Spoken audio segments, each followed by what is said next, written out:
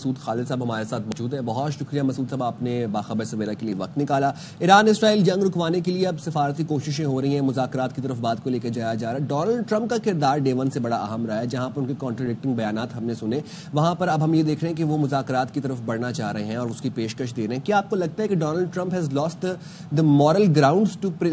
اس تمام to mediate this entire conflict؟ جی دیکھیے، امریکہ کا تو کوئی مورل گراؤنڈ ہے ہی نہیں اس کانفلکٹ میں، کیونکہ اگر ہم امریکہ کی ثالثی کی بات کرتے ہیں، گو کہ وہ اگر کرانا چاہے ثالثی تو کرا سکتا ہے، لیکن ہمیں یہ چیز سامنے رکھنی چاہیے کہ جو اسرائیلی لابی کا انفلوئنس ہے امریکن سسٹم میں اور امریکن ایڈمنسٹریشن میں، اس کا ہمیں اس کو فیکٹر ان کرنا چاہیے. وہ اتنی پاورفل ہے کہ وہ یہ چاہ رہی ہے کہ امریکہ بھی اب اس وار میں شامل ہو جائے. تو یہ کانٹراڈکٹری اسٹیٹمنٹس آ رہے ہیں. اگر روکنا تھا تو پہلے اسرائیل کو روکتے. یہ کہا گیا کہ ہم نے منع کیا ہے اسرائیل کو کہ وہ ایران کے اوپر اٹیک نہیں کرے، اور جیسے ہی وہ 60 دن پورے ہوئے، 61 دن آیا، 61st ڈے، وہ ایران نے اٹیک کر دیا. اور سنڈے کو یعنی کہ کل راؤنڈ ہونا تھا، نیگوسیشنز ہونا تھا اسرائیل اور اپنا یہ نیوکلیر پروگرام کے اوپر عمان میں، وہ اس کا بھی انتظار نہیں کیا گیا. تو یہ تو بالکل دے آر کمپلسٹ، اس میں کوئی شک و شبہ نہیں ہونے چاہیے، اور ایک ہپوکریٹیکل جو ہے وہ پالیسی ہے. ابھی بھی لگتا یہ ہے کہ جو یہ اسرائیل نے ایکشن لیا ہے اس کو پوری سپورٹ ہے امریکہ کی، اور اس کا یعنی کہ it's two pronged strategy of Israel. Basically ایک تو وہ یہ چاہ رہے ہیں کہ جہاں تک ممکن ہو ایران کا جو نیوکلیر پروگرام ہے وہ اس حد تک پیرالائز کر دیا جائے کہ ایران دوبارہ اٹھ نہ سکے اور کسی قسم کی نیوکلیر یعنی کہ کیپیبلٹی حاصل نہ کر سکے. گو کہ ایران کلیئرلی کہہ چکا ہے، ابھی بھی کل بھی ان کے وزیر خارجہ نے شاید یہ کہا کہ ایران بالکل نہیں چاہتا کہ وہ کوئی ایٹامک کیپیبلٹی، نیوکلیر کیپیبلٹی حاصل کرے، لیکن یہ اس کا رائٹ ہے as a signatory of NPT کہ وہ نیوکلیر جو وہ ہے انرجی ہے اس کو دوسرے شعبوں کے لیے استعمال کرے، اور وہ رائٹ گیو اپ نہیں کرے گا. تو اسرائیل یہ چاہ رہا ہے کہ ایک تو نیوکلیر جو ان کا پروگرام ہے اس کو پیرالائز کر دیا جائے، اس کو کرپل کر دیا جائے، اور اسی اسٹریٹجی کے تحت وہ یہ بھی چاہ رہے ہیں کہ وہاں پر ایک رجیم چینج آ جائے. کیونکہ دیکھیں ایران نے گو کہ بڑا بھرپور جواب دیا ہے. ابھی بھی وہ میزائل کی جو ہے وہ بارش کر رہے ہیں اسرائیل کے اوپر، لیکن اسرائیل کا نقصان ایران کے مقابلے میں کم ہے. اور ابھی بھی یہ خبریں آ رہی ہیں کہ اور بھی ان کے جو انٹیلیجنس کے ہیڈ ہیں، ڈپٹی ہیڈ وغیرہ ہیں، وہ شہید ہوئے ہیں ایران میں. تو ایران کی جو سیکیورٹی لیڈرشپ ہے، ملٹری لیڈرشپ ہے، پولیٹیکل لیڈرشپ ہے، اس کو ٹارگٹ کیا جا رہا ہے. آپ کو یاد ہوگا کہ ایران کے صدر کا بھی فضائی حادثہ ہوا تھا پچھلے سال شاید، اور ان کی شہادت ہوئی تھی. تو اس سے تو یہ لگ رہا ہے کہ اسرائیلی ایجنٹس جو ہیں وہ ایران کے اندر خاصا پینیٹریٹ کر گئے ہیں، اور وہ اندر سے یہ ساری چیز جو ہے اس کو ایرانی سسٹم کو ہلا رہے ہیں. تو جب اس قسم کے چیلنجز درپیش ہو تو وہ بڑا مشکل ہو جاتا ہے. گو کہ اس وقت at this point in time ایرانی عوام جو ہے وہ یہ لگتا ہے کہ حکومت کے ساتھ ہے، لیکن اگر یہ چیز بڑھ گئی اور تباہی زیادہ ہوئی تو اس میں ایرانی حکومت جو ہے وہ ہل سکتی ہے، نمبر 1. اور ظاہری بات ہے اگر وہ ہل گئی تو نیوکلیر پروگرام تو ہے وہ نہیں چلے گا. تو کہنے کا مطلب یہ ہے کہ یہ اسرائیل کی اسٹریٹجی لگتی ہے. اس میں ویسٹ کی بالکل سپورٹ ہے، امریکہ کی سپورٹ ہے، دوسرے جو ویسٹرن پاورز ہیں، ممالک ہیں، ان کی بھی سپورٹ ہے. لیکن مسعود صاحب یہ اسٹریٹجی تو اس وقت زیادہ کامیاب ہمیں ہوتی نظر آتی جب ایران جو ہے وہ اس طرح ریٹیلیٹ نہیں کر پاتا. اب جس 3 سے 4 راتوں سے جس طریقے سے ایران جا کر حملے کر رہا ہے وہ تو کچھ اور ہی کہانی ہمیں بتا رہے ہیں. یہ کب تک ایران سسٹین کرتا رہے گا آپ کے خیال میں، اور یا پھر آپ کو لگتا ہے کہ اب جو ایک پوزیشن ہے ایران کی وہ کافی بہتر ہو گئی ہے، جو انیشیلی ایک میسج گیا تھا اس کی بنسبت؟ نہیں، اب آپ یہ دیکھیے 1-2 دن جو ہے یہ اور کیا رہتا ہے، مطلب کیا ایران اس چیز کو سسٹین کر پائے گا؟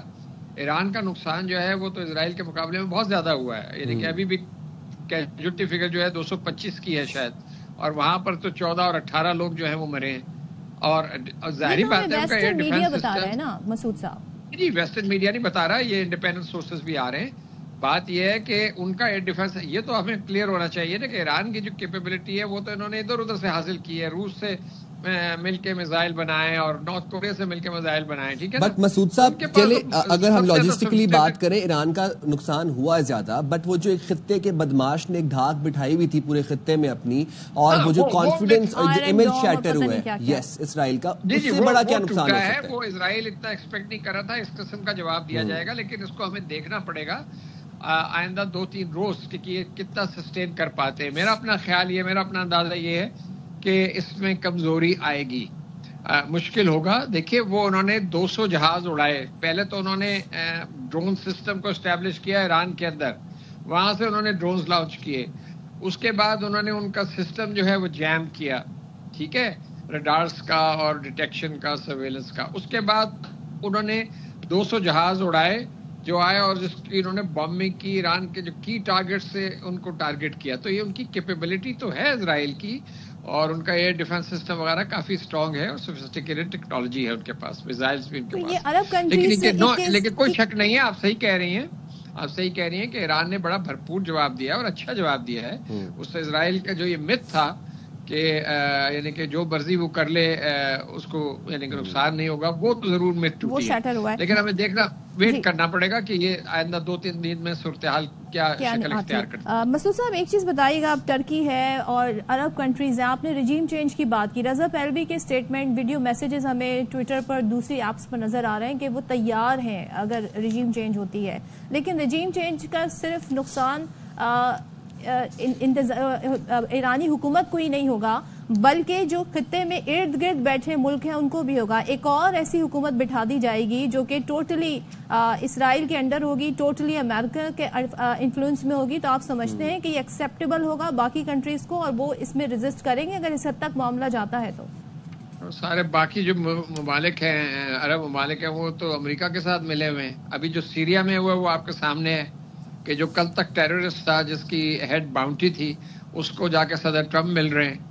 تو یہ چیزیں جو ہیں they become irrelevant in the context of geopolitics and geostrategy۔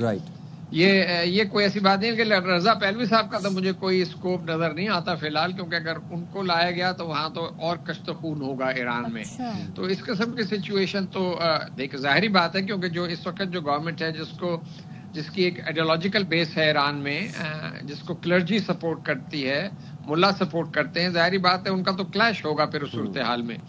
تو ایک سول وار کی طرف سچویشن جا سکتی ہے، لیکن ابھی ہم کچھ بھی نہیں کہہ سکتے، سچویشن ویری انسرٹن۔ خدا نہ خواستہ ایران میں اگر کوئی اور بڑی کیجولٹی ہو گئی لیڈرشپ کی تو دیکھیے کیوس تو بڑھے گا، تو اللہ نہ کرے ایسا ہو، اللہ، ہماری تو دعائیں یہ ہیں کہ ایران جو ہے اس کو فتح ہو، کیونکہ اسرائیل جو ہے وہ تو ایک گنڈا ہے اس ریجن کا، اور اس کو پشت پناہی ہے جو وہ غزہ میں کر رہا ہے، اور ساری دنیا کے جو اس نے انٹرنیشنل اوپینین ہے اس کو نظر انداز کیا ہے، تو ظاہری بات ہے ہمارا ووٹ تو ایران کے ساتھ ہے، ہمارا ووٹ تو